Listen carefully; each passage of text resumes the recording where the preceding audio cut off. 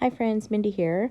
I am going to be working on day 2 of Witness to the Wonder from Bythewell4God.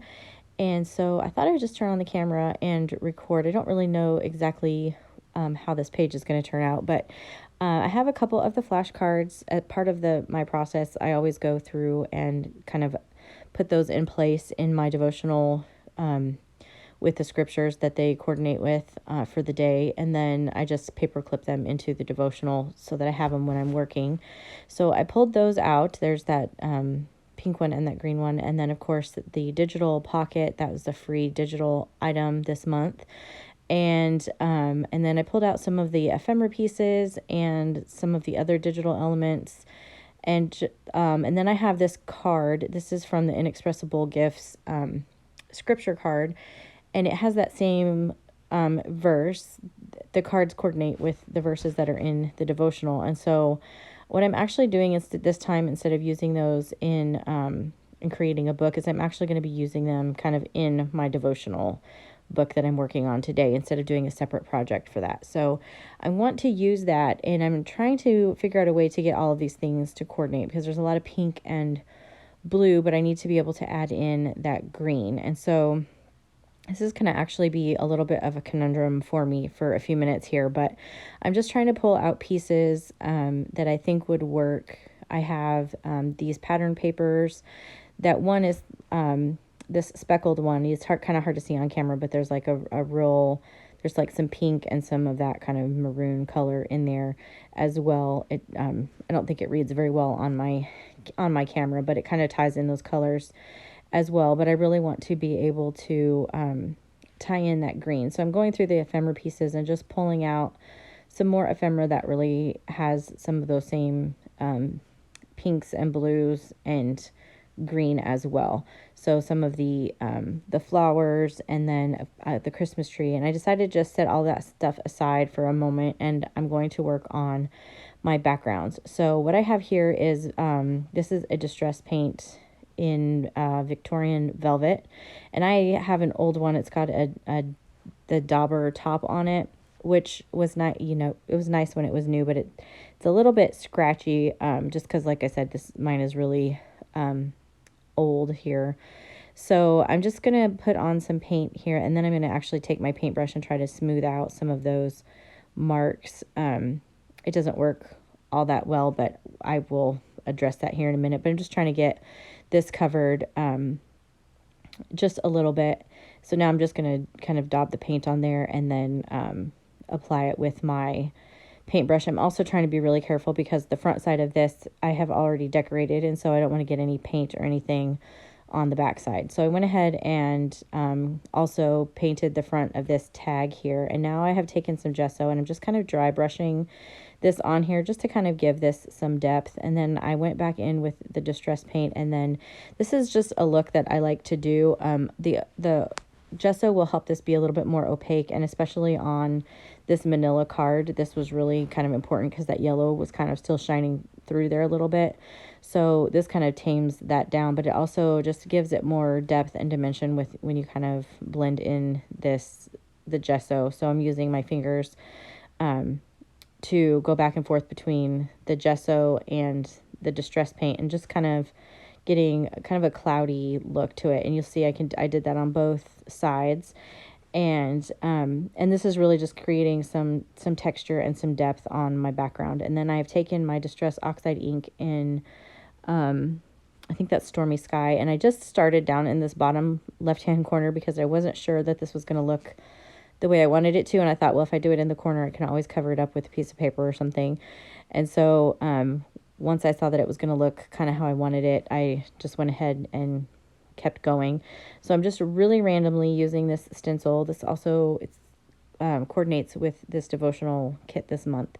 I'm just going really randomly and just covering. I'm not trying to get the full impression of the stencil. I'm really just doing this for some texture and some depth kind of in the background. And so I'm going to do that to both the page itself and also on the tag. And I'm going to go around just lightly a little bit in some places and add some around the edges. And then I'm taking some gesso, and some water, and I watered that down. And then I'm taking a fan brush and I'm just going to create some splatters, some white splatters on both of these pieces, just to give it some more dimension and some more depth for my background here. A lot of this is going to get covered up, but I just wanted to have that extra dimension. So I wanted to use a lot of different kinds of textures and things in this book, and so I have pulled out, this is mulberry paper. It's a really fibrous paper, and the easiest way to get a really nice edge on it is like if you take a water brush and you just kind of make a line of water, and then you can just tear this paper apart really easily, and you get that really nice frayed edge to it. So I went ahead and just cut out a square to mat my my journaling card there.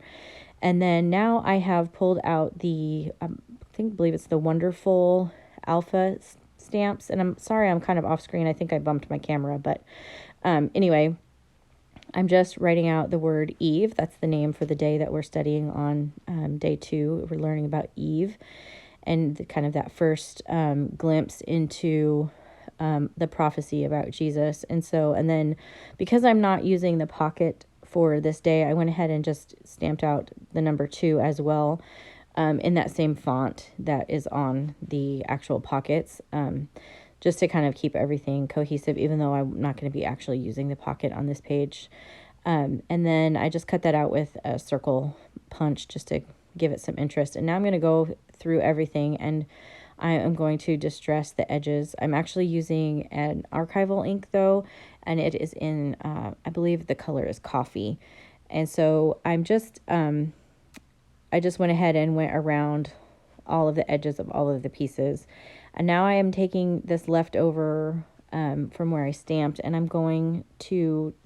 tore out a piece to put it on the bottom of this tag, and I'm trying to just kind of decide what pieces I want to use. I have another digital element that I thought I was going to use, and I just liked it because it said Witness to the Wonder on it. And then, but I just was having a hard time getting everything to work, and I still am dealing with the issue that I have this green card that is kind of just sticking out all by itself at this moment because there's just not enough green. I definitely have a lot of pink and a lot of blue happening. And so I'm trying to pull in more things that have this green color to them.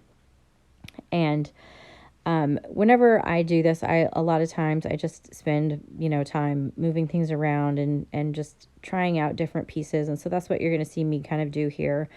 I did cut out some of this, but I just kind of wanted to see, like, when I sat down, I thought this was going to go one way, and it just kind of went a different way. And so I'm just kind of doing it on the fly here. And then so I'm just finding some pieces that, again, have those kind of colors in there that will kind of pull everything together, and then just to create some balance. And then I get to the point where I'm just kind of moving things around. So I decide I just need to kind of move forward. So the easiest thing for me to do at this point is to glue down this blue paper here down at the bottom, because I knew I wanted to create a little pocket down here to hold some journaling and some notes. And so I just glued down one side of it just so that I could keep it in place. And now I'm going to trim off the edges, and then I'm going to use my We Are Memory Keepers punch here that has that disc. It's called the power punch, disc power punch, I think is what it's called. And I'm just going to cut out where I had added that paper, and then I'm going to use my glue and just make my little pocket here down at the bottom. And then sometimes I just have to keep, moving forward. It just makes it easier. So I pulled out the spiritual prescription cards in a blue and a green. I thought maybe I would use one of those. And then I decided I definitely want to use this Christmas tree. And so I am using a little bit of that mulberry paper that was left over, and I'm just gluing that down. I'm just adding a little bit of adhesive right behind where the tree is going to be, and then I glue down the tree on top of that. And then but I only glued the part that's actually on the paper so that I can still get into my little pocket there.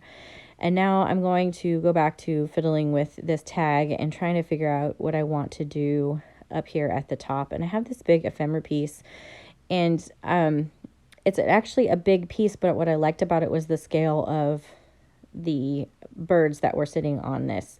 So I end up, I'm trying to decide if I'm brave enough to do this at this point, because I really liked it as a whole piece.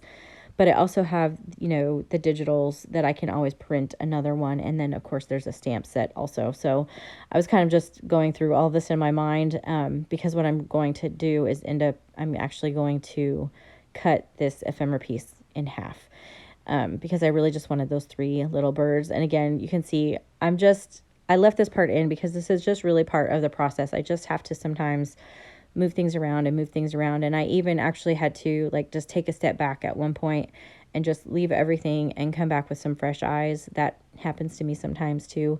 So I left it, went to dinner, and and then came back with it and was able to finish it up. So you saw me there. I went ahead and trimmed down and just wanted to use this little section with these 3 little birds because they had all of the colors in this little set that I really needed. There's the blues and the greens and some of that pink and some of that mulberry red color.